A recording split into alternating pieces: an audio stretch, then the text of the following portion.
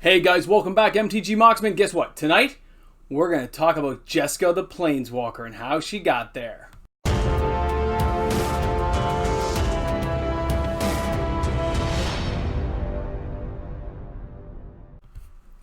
Hey guys, welcome back. MTG Marksman here. Hope you guys had a great day, and we're in for a little bit of fun tonight. It'll be a little bit longer of a video as normal lately because with the Commander spoilers out, and we talked about Tevesh Sevat yesterday, and today we're going to talk about Jeska. I think one of our guys out there said, hey man, why don't you talk about her? You know what? I did a little research, read up on what I already knew, followed through some cool pictures, and we're going to have a little conversation tonight about Jeska. Thanks again. The new lighting is in. Hopefully I look nice and light and bright down here. It feels lighter. Definitely I can see around here now, which is kind of awesome. Other than my two front lights, now we have side lights and front lights like going around. So I haven't tried with the green screen yet. It took a while to set this all up. But thanks again. It even came with like a nifty case down there. I don't know how to pack it all yet, but I'll learn that later if I have to.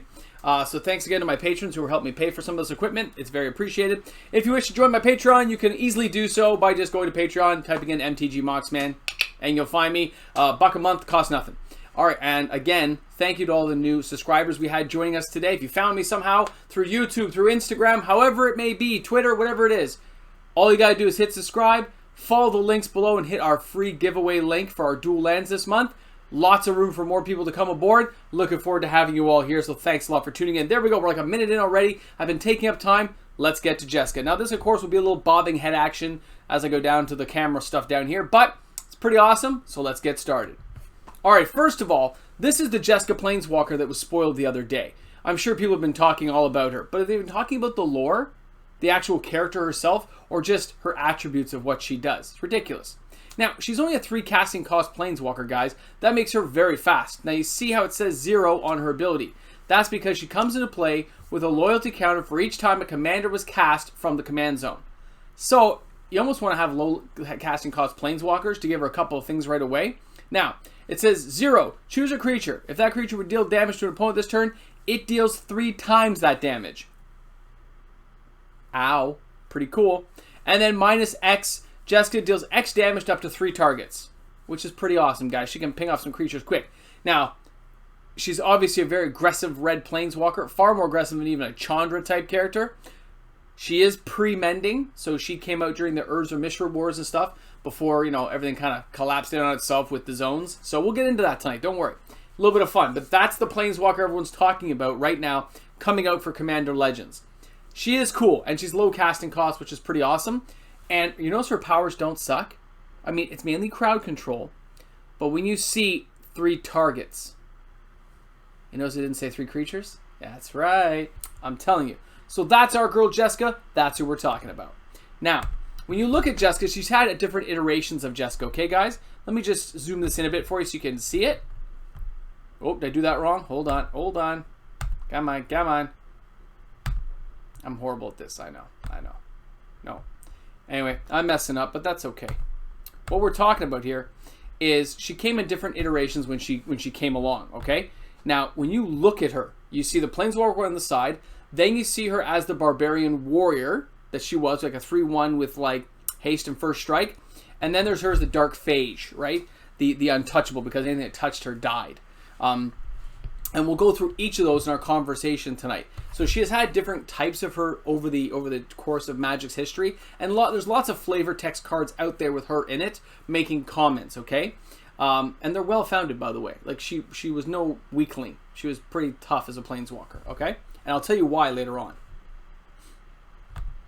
So when you see our awesome girl here, this one it? No, that's not it. Which one is it? That one? I have no idea. It's not working for me the way I want it to, guys. I'm sorry. Jeska was a human barbarian. Okay, she became a Planeswalker later. Her main history in life actually started as a regular person living in a nomadic tribe, living with dwarves in Dominaria. Okay, and they lived in the Pardaic mountain range in Pardea. Okay, the guy you see at the bottom is Jeska's mentor. And that was Baltor Rockfist. He was the clan leader. Pretty tough guy himself. And he had cards made in Magic of him as well. This is him as the Stout. Balthor Rockfist the Stout. And then there was also the Defiled. Because even when he died in a big fight, this evil guys, the Cabal, brought him back as like a zombified version, but they didn't take away his memory. So he actually remembered who he was, and he was stuck serving these evil people. So it's kind of creepy to think, like, you're going to let him keep all of his memories? You're going to let him keep everything he was, so you keep all his fighting intact, but the side effect is, like, he's miserable and like, wants to kill everybody. So, pretty awesome stuff. Now, you see the pictures in the middle there? That's the range where they grew up, okay? So she grew up in kind of like shabby. She didn't grow, you know, she's a powerful warrior. She didn't grow up in wealth and stuff, right? They grew up quite poor. They didn't need a lot, right? The dwarves were miners. They hunted for their food in their range. And she had a fairly, you know, pretty cool upbringing as far as she was concerned. She spent most of her time with the dwarves, not with others of her own kind, and preferred dwarven opinions. So you gotta picture that. It's kind of like a dwarf mentality. Like, hit hard, hit fast, get the job done. So, pretty awesome. Now, here, pretty awesome as well, this is her brother, okay?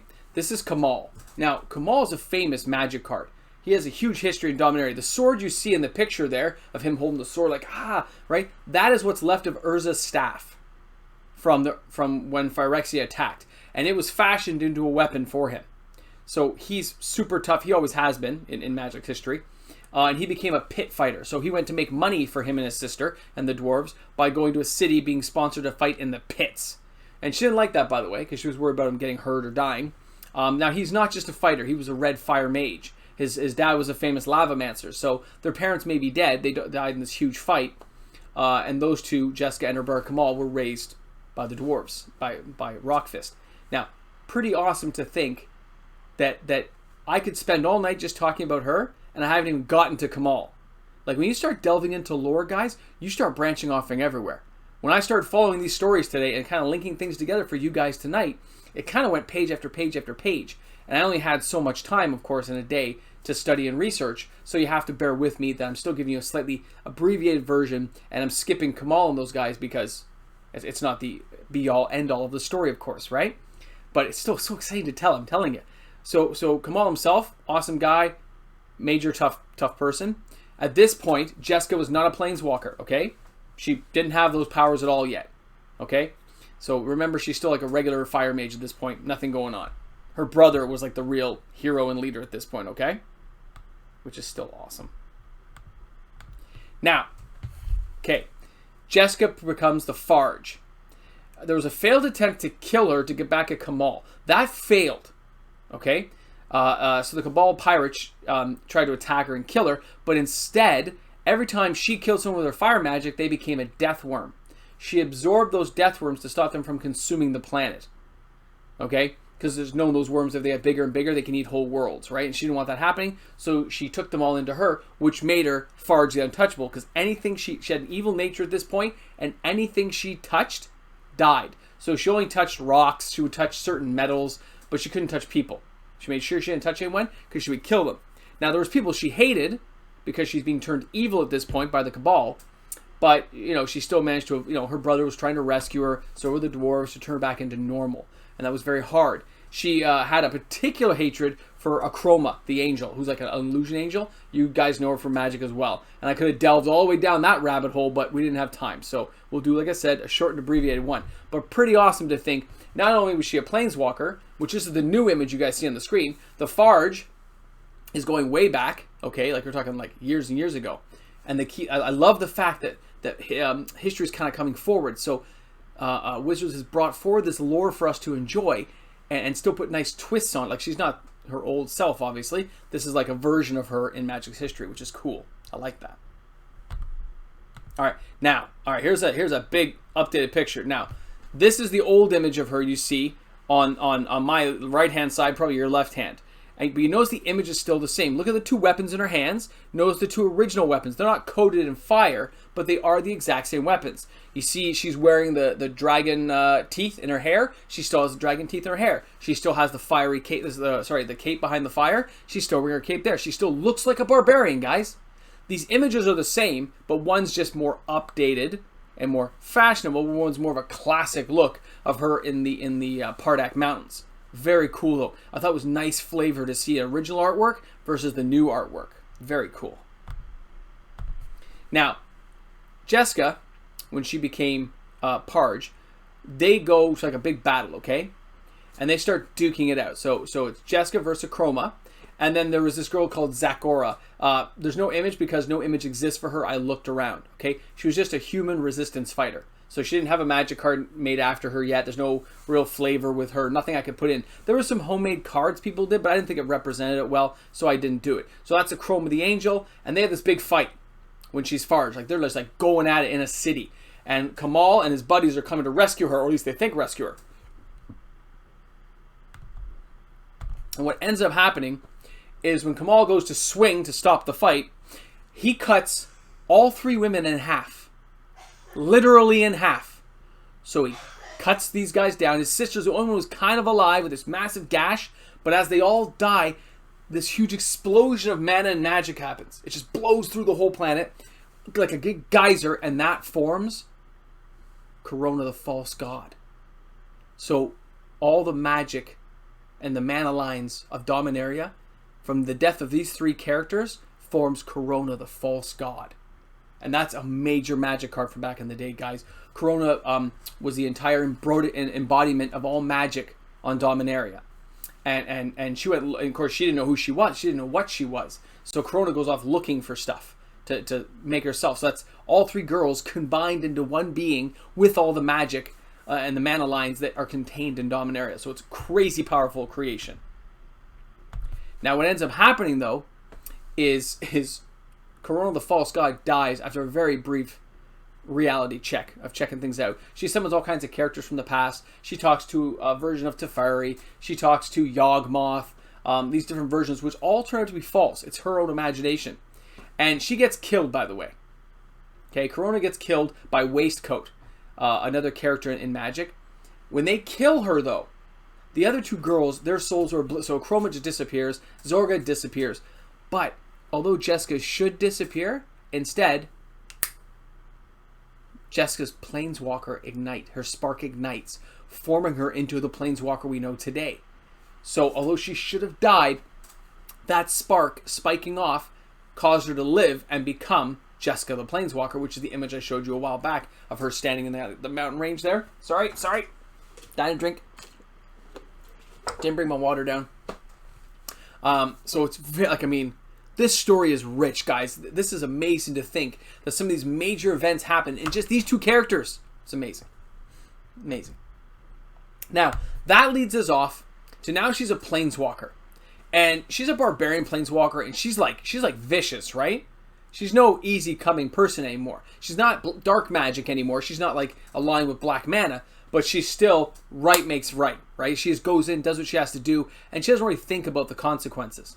So with her doing what she's doing across Dominaria, just doing what she wants to do, it is opening up rifts. Okay? These rifts she's trying to close after she realizes how much damage she's doing to the planet. And there are some other Planeswalkers trying to help. Now, she meets up with a guy called Leshrac. He was another Planeswalker. Again, he's never had a card.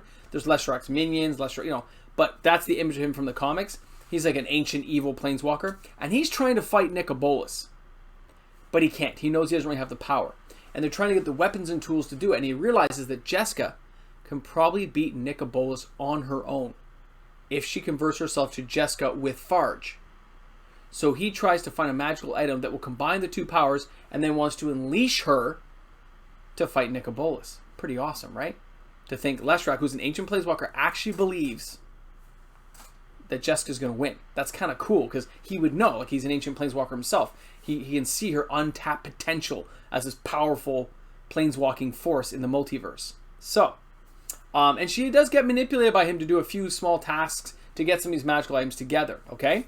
But, there's always a but. Come on, you know there's a but. I went the wrong way. Wrong way. So, Jeska is still trying to close the rifts more than trying to fight any planar force. She closes the small rifts while gathering the items together for Leshrac. Leshrac, meanwhile, is trying to manipulate the fight to happen with Nicobolas. Now, she almost duels Nicobolas, but realizes that the portal, the rift that is over top of a large portion of where she used to live, in Orteria, needs to be closed. So what she ends up doing is she sacrifices herself and her magic, and with some friends helping her, manages to close that rift. Okay, like she manages and she had Nicobolas' help as well. Wink, wink. Nicol Bolas didn't want to fight her, guys. That's what the hint is in the thing. He ends up fighting Leshrac by himself. Nicol Bolas beats the living tar out of Leshrac, traps him inside of a magical item, and uses that to help her close the portal. And then he feasts upon what's left. Kind of gross, right? But that's how it goes. But they do close the rift. So the rift closes. Her soul is sacrificed to oblivion, where she gets to go back with her family. And that is the end of where Jeska is in Magic. So she never ends up dueling Bolas, but the idea that even maybe Bolas thought he would win against somebody just so gung-ho tough was kind of cool at the time. Now this is, thousands of years later, Nicol Bolas is as tough as he is now, so I'm kind of curious, but supposedly Nicol Bolas was way tougher back in the day, right? Pre-mending, Nicol Bolas has like tens of thousands of years of experience, right? So it's awesome, guys. So that is Jeska, and as you can see, she has a very awesome history and lore to her about Magic. And look at the things I told. Look at the stuff she's done across Dominaria alone, and the characters she links up with, link into all kinds of other characters. So I can only take it so far in this one short, 20-minute video to bring everything to you guys. But I hope you enjoyed it tonight. I hope you guys kind of got a feel for what Jeska is going to be like when she comes to Commander Legends with us, because she is going to be awesome. At first, I kind of dismissed her. I think it was Jim. Jim, if you're here, Jim. If that was you, buddy, I think it was you who asked for this. I went ahead and did it for you, man. I hope you guys enjoyed the video tonight. I enjoyed bringing it to you. Remember, lore videos do take a long time, unfortunately. And I've done 2 in 2 nights, so it does take up a lot of time to do it. So hopefully it gets enough views to make it worthwhile. So please make sure you watch the videos to the end. It really will help out the algorithm. And I think we're at 968. So we only need like 32 more people, guys. So please put the shout outs out there. Get those fingers typing and humming, and let's see if we can get me that last few accounts before the end of the month. That will be awesome for our subscribers, man. I'm looking forward to it, guys. Thank you so much for tuning in. You guys are awesome, and I really appreciate everything we all do together every day. This is MTG Moxman. Looking forward to seeing you guys later. I will see you all Sunday for our next video. Have a great one, guys. Stay safe out there. I'm clicking the button. I gotta look down. I gotta look down to find it. Not bad lighting, right? That was the end of the excitement, by the way. I just thought I would kick back in the lighting here and just say, man, this is pretty cool lighting. Like, it comes around nicely, it forms up. It's not bad, man. It's not bad at all. Just sometimes you sit there. I mean, I think the case is too small to hold all this, by the way, but you don't know. You don't know. It could work out. Yeah, pretty awesome. I'm telling you, I had a lot of fun doing that tonight. It was a really good video, Like, there was great history. It just went on for pages, though. Like, you start branching off, you're like, wow, there's so much I didn't know that I had to learn and read. But I had so much fun doing it. Yeah, lore videos are fun, man. You guys are right. Lore is good. Lore is good. You guys are awesome. I forget to tell you guys that sometimes, I know we mentioned the videos, but the patrons are amazing.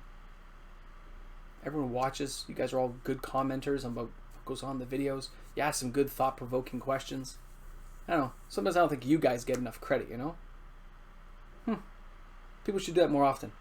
Alright, guys. You have a great one tonight. I won't hold you up anymore. Anyone who even watched this late. And at the end of the video, we'll say... what's a good one tonight? Something tasty. Next month's giveaway, I'm giving away collector booster boxes sealed that I'm going to open on the channel and give away to you guys. Yeah, I know. Pretty awesome.